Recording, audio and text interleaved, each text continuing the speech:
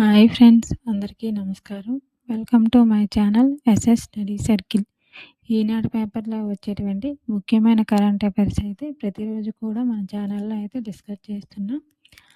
దానిలో భాగంగా 2026 జనవరి 7వ తారీఖు సంబంధించినటువంటి ముఖ్యమైన కరెంట్ అఫైర్స్ అయితే చూద్దాం. అందులో మొదటి అంశం వచ్చి 1,00,000 మంది డ్రోన్ సైనికులతో ప్రత్యేక దళం. అయితే దీని గురించి చూద్దాం. ఏంటంటే భవిష్యత్తులో భారత్ అనేది ఎలాంటి పరిణామాలైనా సరే ఎదుర్కొనేందుకు సరికొత్త అస్త్రశస్త్రాలతో ఒక పెద్ద మార్పుకైతే శ్రీకారం అయితే చుట్టింది. ఏంటంటే ఏకంగా 1,00,000 మందికి పైగా డ్రోన్ ఆపరేటర్లతో ఒక భారీ మానవ సైన్యాన్ని అయితే తయారు చేసింది.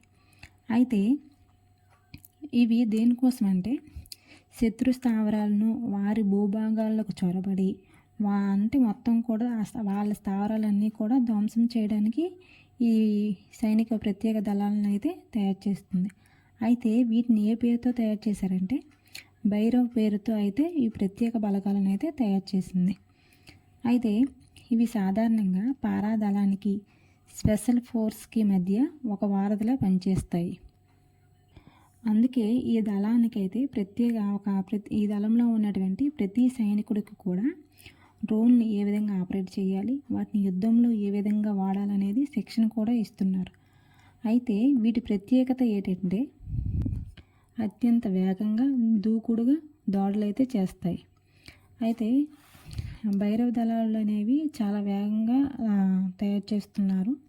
ఇప్పటికే సుమారు 15 బెటాలియన్లను అయితే భారత సైన్యం అనేది సిద్ధం చేసింది. అయితే వీటిని 2 సరిహద్దుల్లో పాకు, చైనా ప్రాంతాల్లో అయితే మోహరించారు. అయితే భవిష్యత్తులో వీటి సంఖ్యను ఇప్పుడు 15 ఉన్నాయి కదా, ఈ సంఖ్యను 25కి కూడా పెంచాలని అయితే లక్ష్యంగా పెట్టుకున్నారు. అయితే వీరికి శిక్షణ ఇస్తున్నామని చెప్పాం కదా, అది ఎక్కడంటే రాజస్థాన్ ఎడారి ప్రాంతంలో అయితే శిక్షణ ఇస్తున్నారు. అయితే ఇక్కడ ఏంటంటే సన్స్ ఆఫ్ ద సాయిల్ అనే సూత్రంతో స్థానికులకి ఈ బెటాలియన్లో చేరే అవకాశం అయితే కల్పిస్తున్నారు. అయితే వీరిని డెజర్ట్ ఫాల్కన్స్ అని కూడా పిలుస్తారు. అయితే వీటిని ఈ నెల 15న జైపూర్లో జరుగుతున్నటువంటి ఆర్మీ డే కవాతులో ఈ భైరవ దళాన్ని అయితే తొలిసారిగా అయితే పాల్గొంటుంది.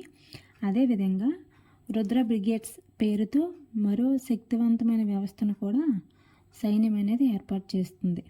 అయితే ఈ నిర్ణయాన్ని ఎందుకు తీసుకున్నారంటే ప్రపంచవ్యాప్తంగా జరుగుతున్నటువంటి యుద్ధాలను దృష్టిలో ఉంచుకొని భారత్ అనేది ఈ నిర్ణయాన్ని అయితే తీసుకుంది. అయితే దీనికి సంబంధించి క్వశ్చన్ ఏ విధంగా అడగవచ్చు అంటే ఇటీవలే భారతదేశం ఏ పేరుతో 1,00,000 మందికి పైగా డ్రోన్ సైనికులతో ఒక ప్రత్యేక దళాన్ని అయితే ఏర్పాటు చేసింది? ఆన్సర్ వచ్చి భైరవ్ పేరుతో. నెక్స్ట్ అంశం వచ్చి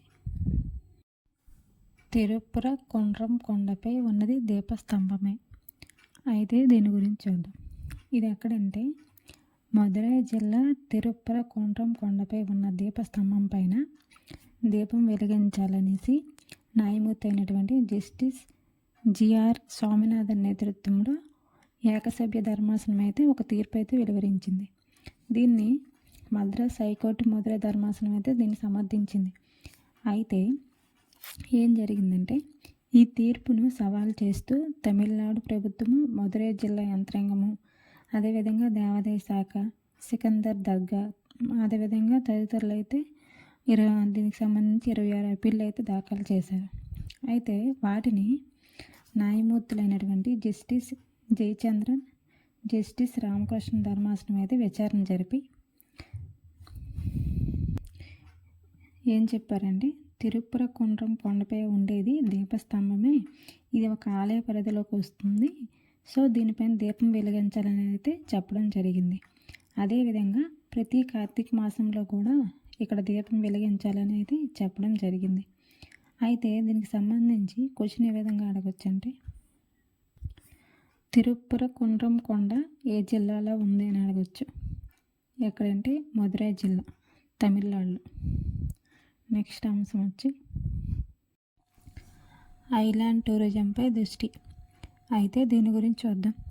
ఆంధ్రప్రదేశ్ రాష్ట్ర ప్రభుత్వ ముఖ్యమంత్రి అయినటువంటి సీఎం చంద్రబాబు నాయుడు గారు అయితే మాల్దీవుల తరహాలో రాష్ట్రంలో ఐలాండ్ టూరిజాన్ని అయితే ఏర్పాటు చేయాలని అయితే చెప్పడం జరిగింది. అయితే ఎక్కడంటే సూళ్ళూరుపేట దగ్గర ఉన్నటువంటి ఒక చిన్న చిన్న దీపాలు ఉన్నాయి. అక్కడ బీచ్ పర్యాటకం కోసం కొంచెంగా అభివృద్ధి చేసినట్లయితే, అదేవిధంగా అక్కడ 25,000 గదులు నిర్మించగలిగితే పర్యాటకుల్ని ఎంతగానో ఆకర్షించవచ్చని కూడా చెప్పడం జరిగింది. అదేవిధంగా బాపట్ల సమీపంలోని సూర్యలంక అత్యంత సురక్షితమైన తీర ప్రాంతము. ఇక్కడ బీచ్ రిసార్ట్స్ని అయితే ఏర్పాటు చేయాలని కూడా చెప్పడం జరిగింది. అయితే ఇతను ఎస్ఐపిబి సమావేశంలో టూరిజం ద్వారా రాబోయే 15 సంవత్సరాల్లో 1000 కోట్ల ఆదాయాన్ని అయితే సాధించాలి అనే ప్రణాళిక పెట్టుకొని వీటిని రూపొందించాలని అయితే చెప్పడం జరిగింది. అదేవిధంగా ఏంటంటే పోలవరము, పాపికొండల ప్రాంతాలు ఉంటాయి కదా, ఆ ప్రాంతాల్ని కూడా పర్యాటక ప్రాంతంగా అభివృద్ధి చేయండి. అదేవిధంగా చేసినట్లయితే కోనసీమ, పులికాటు, విశాఖ క్లస్టర్లు కూడా అద్భుత పర్యాటక క్లస్టర్లుగా అయితే తయారవుతాయని కూడా చెప్పడం జరిగింది. అదేవిధంగా ఆవకాయ ఫెస్టివల్, ఫ్లెమింగ్ ఫెస్టివల్, గండికోట ఉత్సవాలు, విశాఖ అరకు ఉత్సవాలు ఇలాంటివి నిర్వహించినట్లయితే పర్యాటకులు ఎంతగానో ఆకర్షించినట్లుగా అవుతుందని కూడా చెప్పడం జరిగింది. అదేవిధంగా ఫుడ్ ప్రాసెసింగ్ యూనిట్లు రైతులకు ఎంతో మేలు జరుగుతుంది. వీటిని కూడా కొంచెం మరికొన్ని అయితే ఏర్పాటు చేయాలని కూడా చెప్పడం జరిగింది. ఎక్కడంటే తిరుపతి ప్రాంతంలో ఏర్పాటు చేయాలని చూస్తున్నారు. ఎందుకంటే రైతులకు ఉద్యానవన పంటలపైన ఎక్కువ ఆసక్తి అయితే చూపుతున్నారు. భవిష్యత్తులో ఆ ఉద్యానవనాల ఉత్పత్తి అనేది మరికొంచెం పెరిగే అవకాశం ఉంది కాబట్టి వాటికి అనుగుణంగా ఉపయోగపడుతుందని అయితే చెప్పడం జరిగింది. అయితే దీనికి సంబంధించి క్వశ్చన్ ఏ విధంగా అడగొచ్చంటే, ఇటీవలే ఏ రాష్ట్ర ప్రభుత్వం మాల్దీవుల తరహాలో ఐలాండ్ టూరిజాన్ని ఏర్పాటు చేయాలని చూస్తుంది? ఆన్సర్ వచ్చి ఆంధ్రప్రదేశ్ రాష్ట్ర ప్రభుత్వం. నెక్స్ట్ అంశం వచ్చి హైడ్రోజన్ రైలు. అయితే దీని గురించి చూద్దాం. ఏంటంటే భారత్లో మొట్టమొదటిసారిగా హైడ్రోజన్తో నడిచే రైలును హర్యానా ప్రభుత్వం అనేది ప్రారంభించనుంది. అయితే ఈ రైలు అనేది జింద్ టు సోనిపత్ వరకు అయితే ప్రయాణిస్తుంది. అయితే ఈ రైలుకు అవసరమైన ఇంధనాన్ని అందించడానికి కోసం జింద్లో హైడ్రోజన్ ప్లాంట్ని అయితే ఏర్పాటు చేస్తున్నారు. దీని సామర్థ్యం వచ్చి 3000 కిలోగ్రాములు. అయితే దీనికి సంబంధించి క్వశ్చన్ ఏ విధంగా అడగొచ్చంటే, భారత్లో మొట్టమొదటిసారిగా హైడ్రోజన్తో నడిచే రైలును ఏ రాష్ట్రం ప్రారంభించింది? ఆన్సర్ వచ్చి హర్యానా. నెక్స్ట్ అంశం వచ్చి హెచ్ఐవి నివారణ కోసం టీకా. అయితే దీని గురించి చూద్దాం. అయితే ఈ హెచ్ఐవి అనేది ఏ విధంగా వ్యాప్తి చెందుతుందంటే, కలుషితమైన నీరు, ఆహారం ద్వారా వ్యాప్తి చెందుతుంది.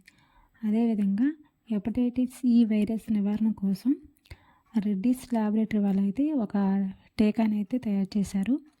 దాని పేరు వచ్చి ఎవాక్సిన్. అయితే ఈ వైరస్ వల్ల కలిగే తీవ్రమైన కాలేయ సమస్యలను ఈ టీకా అనేది అరికట్టడంలో ఎంతగానో ఉపయోగపడుతుందని అయితే ఈ రెడ్డిస్ ల్యాబొరేటరీ వాళ్ళు అయితే చెప్పడం జరిగింది. అయితే ఇది ఎవరికి మేలు చేస్తుందంటే 18 నుండి 65 ఏళ్ళ వయసు వరకు అయితే ఇది ఎంతగానో ఉపయోగపడుతుందని అయితే చెప్పడం జరిగింది. అదేవిధంగా దేశంలో హెపటైటిస్ ఈ నివారణకు drug control general of India అయితే ఆమోదం పొందిన తొలి వ్యాక్సిన్ అయితే ఇదేనని సంస్థ అయితే చెప్పడం జరిగింది. అయితే దీనికి సంబంధించి క్వశ్చన్ ఏ విధంగా అడగొచ్చంటే, హెచ్ఐవి అనేది వైరసా, బ్యాక్టీరియా లేదా శిలీంధ్రమా ఇలా కూడా అడుగుతాడు. లేదు అంటే ఈ వ్యాక్సిన్ పేరు అడగచ్చు, లేదంటే ఆ తయారు చేసిన వాళ్ళ కంపెనీ పేరైనా అడగచ్చు. ఎలాగైనా అడగచ్చు. సో గుర్తుపెట్టుకోవాలి. నెక్స్ట్ అంశం వచ్చి మినీ భారత సమ్మేళనంగా సరస్సు. అయితే దీని గురించి చూద్దాం. సరస్సు అంటే ఏంటంటే sale of articles of rural artisans society పేరుతో ఈ ప్రదర్శనలు అయితే నిర్వహిస్తున్నారు. అయితే దేని గురించి ఈ ప్రదర్శన అంటే, ఇదేంటంటే 10 రోజుల పాటు నిర్వహిస్తారు. ఎక్కడంటే గుంటూరు వేదికగా అయితే నిర్వహిస్తున్నారు. దీనికోసం దేశవ్యాప్తంగా ఉన్నటువంటి కళాకారులు ఎంతోమంది తరలి వస్తున్నారు. అయితే ఎవరిని ప్రోత్సహించడానికంటే అన్ని రంగాల్లో ముందుకు తీసుకెళ్లేందుకు కేంద్ర రాష్ట్ర ప్రభుత్వాలు కృషి చేస్తున్నాయి. అందులో భాగంగానే స్వయం సహాయక సంఘాల మహిళలు స్వయం ఉపాధి పొందేలా వారు తయారు చేసినటువంటి ఉత్పత్తులు ఉంటాయి కదా, వారికి ఆ ఉత్పత్తులకి మార్కెటింగ్ సదుపాయాలు కల్పించాలనే ఉద్దేశంతో అయితే ఈ కార్యక్రమాన్ని అయితే ప్రారంభించారు. అయితే ఏంటంటే 300 స్టాళ్ళు అయితే ఏర్పాటు చేశారు. రాష్ట్రంలో డ్వాక్రా సంఘాలకి అయితే 150, ఇతర రాష్ట్రాల వారికి అయితే 150 అయితే కేటాయించారు. అయితే గుంటూరుని ఎందుకు ఎంచుకుంటారంటే గుంటూరు ఏంటంటే మిరపకాయ మస్కట్గా అయితే ఎంపిక చేశారు. అయితే ఈ సరస్ అనే కార్యక్రమంలో ఏముంటాయంటే ప్రదర్శనలో అఖిల భారత డ్వాక్రా బజార్లలో చేనేత, హస్తకళలు, చీరలు, తివాచీలు, దుప్పట్లు, గాజు ఉత్పత్తులు, సంప్రదాయ సేంద్రియ ఆహార పదార్థాలు వంటి ప్రదర్శనలు ఉంటాయి. అదేవిధంగా పిల్లల కోసం ఏర్పాటు చేసినటువంటి పార్కులు కూడా ఇందులో అయితే ఉంటాయి. అయితే రాష్ట్రంలో మొదటిసారిగా జాతీయ స్థాయి సరస్ కార్యక్రమం అయితే జరుగుతుంది. ఎక్కడ గుంటూరులో నిర్వహిస్తున్నారు. అయితే దీనికి సంబంధించి క్వశ్చన్ ఎలా అడగచ్చు అంటే సరస్ అంటే ఎబ్రివేషన్ అడగచ్చు, లేదంటే ఈ సరస్ పేరిట కార్యక్రమాలు ఎక్కడ నిర్వహించారని కూడా అడగచ్చు. నెక్స్ట్ అంశం వచ్చి కర్ణాటక రాష్ట్రం వార్తల్లో నిలిచింది. అయితే దీని గురించి చూద్దాం. కర్ణాటకకు ముఖ్యమంత్రి అయినటువంటి సిద్ధరామయ్య కర్ణాటక చరిత్రలోనే అత్యధిక కాలం ముఖ్యమంత్రిగా కొనసాగిన నేతగా అయితే రికార్డు అయితే సృష్టించారు. అయితే గతంలో దేవరాజు అరుసు అని అతను అత్యధిక కాలం ముఖ్యమంత్రిగా పనిచేశారు. అతని స్థానాన్ని ఇతను ఎవరో సిద్ధరామయ్య అయితే అధిగమించడం జరిగింది. అయితే అతను దేవరాజు అరుసు అని అతను విరామం లేకుండా ముఖ్యమంత్రిగా అయితే పనిచేశారు. అయితే ఇప్పుడు సిద్ధరామయ్య వచ్చి 2013 నుంచి 2018 వరకు, అదేవిధంగా 2023 నుంచి ఇతను 2028 వరకు కూడా కొనసాగనున్నారనేసి చెప్పడం జరిగింది. అయితే ఈ సిద్ధరామయ్య అతను బడ్జెట్ను 16 సార్లు ప్రవేశపెట్టారు. ఇప్పుడు వస్తున్నటువంటి మార్చి నెలలో కూడా బడ్జెట్ను అతనే ప్రవేశపెడతారని కూడా చెప్పడం జరిగింది. అయితే దీనికి సంబంధించి క్వశ్చన్ ఏ విధంగా అడగచ్చు అంటే అయితే ఇతని తర్వాత ఎవరు సెకండ్ ప్లేస్లో ఎవరు ఉన్నారంటే నిజలింగప్ప అని అతను కూడా 7 సంవత్సరాల పాటు సీఎంగా అయితే పనిచేశారు. దీనికి క్వశ్చన్ అన్నాం కదా ఏంటంటే ముఖ్యమంత్రి అయినటువంటి సిద్ధరామయ్య ఏ రాష్ట్రానికి అత్యధిక కాలం ముఖ్యమంత్రిగా పనిచేశారని అడగచ్చు, కర్ణాటక. లేదంటే కర్ణాటక రాష్ట్రానికి అత్యధిక కాలం ముఖ్యమంత్రిగా పనిచేసిన వారు ఎవరైనా అడగచ్చు, సిద్ధరామయ్య. ఏ విధంగానే క్వశ్చన్ రావచ్చు. నెక్స్ట్ అంశం వచ్చి కేంద్ర మాజీ మంత్రి కల్మడి కన్నుమూత. అయితే దీని గురించి చూద్దాం. 1944లో ఈయన మద్రాసులో జన్మించారు. ఇతనికి క్రీడా రంగంలో కూడా అత్యంత ప్రాముఖ్యత కలిగిన వ్యక్తిగా గుర్తింపు అయితే పొందారు. అయితే ఇతను రైల్వే శాఖ సహాయ మంత్రిగా పనిచేశారు. అదేవిధంగా భారత ఒలింపిక్ సంఘ అధ్యక్షుడిగా కూడా పనిచేశారు.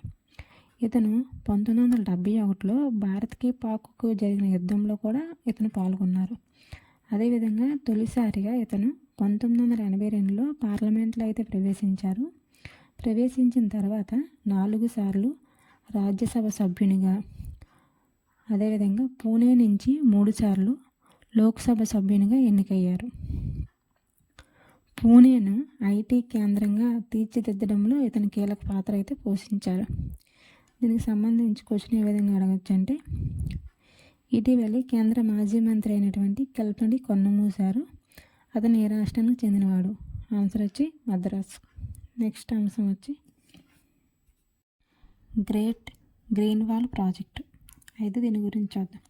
ఏంటంటే రాష్ట్రంలో తీర ప్రాంత అడవుల రక్షణ, అదేవిధంగా అక్రమాలను నిరోధించడానికి అత్యంత ప్రతిష్టాత్మకంగా చేపడుతున్న ప్రాజెక్టే గ్రేట్ గ్రీన్ వాల్ ప్రాజెక్టు. అయితే దీన్ని 3 దశల్లో 50% గ్రీన్ వాల్ ప్రాజెక్టును యుద్ధ ప్రాతిపదికన ముందుకు తీసుకెళ్లాలని అయితే ఉప ముఖ్యమంత్రి అయినటువంటి పవన్ కళ్యాణ్ గారు అయితే చెప్పడం జరిగింది.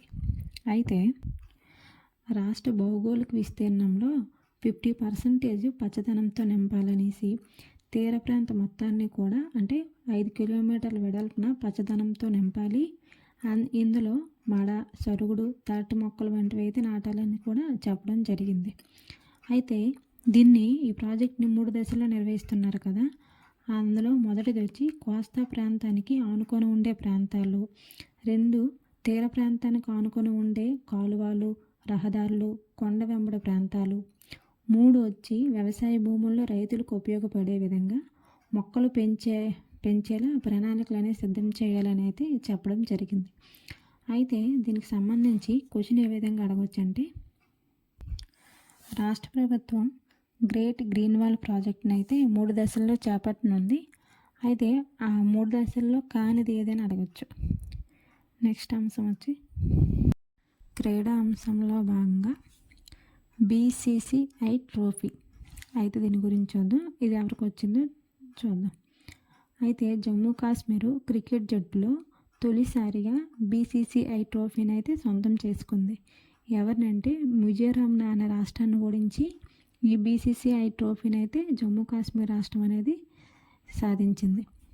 అయితే విజయ్ మర్చెంట్ ట్రోఫీలో విజేతగా ఎవరు నిలిచారు? జమ్మూ కాశ్మీర్ అనేది నిలిచింది. నెక్స్ట్ అంశం వచ్చి Australian open tourney prize money. అయితే దీని గురించి చూద్దాం. అయితే 2026లో Australian open tourney prize money అనేది రికార్డు స్థాయిలో అయితే పెంచడం జరిగింది. అయితే ఈ టోర్నీకి సంబంధించిన నగదు బహుమతి వచ్చి 585 కోట్ల నుంచి 676 కోట్లకి అయితే పెంచడం జరిగింది. గత ఏడాదితో పోలిస్తే ఇది 16% అధికం. అయితే మహిళలు, పురుషులు సింగిల్స్ ఛాంపియన్స్ ఉంటారు కదా, వాళ్ళకైతే 25 కోట్లు అయితే అందుకుంటారు. ఇది కూడా గత ఏడాది కంటే 19% అధికం. చూశారు కదా ఫ్రెండ్స్, 2026 జనవరి 7వ తారీఖు సంబంధించినటువంటి ముఖ్యమైన కరెంట్ అఫైర్స్ అయితే డిస్కస్ చేసాం. ఇదే విధంగా ప్రతిరోజు కూడా మన ఛానల్లో ఈనాడు పేపర్లో వచ్చేటువంటి ముఖ్యమైన కరెంట్ అఫైర్స్ అయితే చర్చిస్తున్నాం. So please support my channel. అదేవిధంగా మన ఛానల్ సబ్స్క్రైబ్ చేయండి, లైక్ చేయండి. అదేవిధంగా మీ ఫ్రెండ్స్ ఎవరైనా కాంపిటేటివ్ చేస్తే వాళ్ళకి అయితే ఈ వీడియో అనేది షేర్ చేయండి. Thank you for watching my channel. Thank you.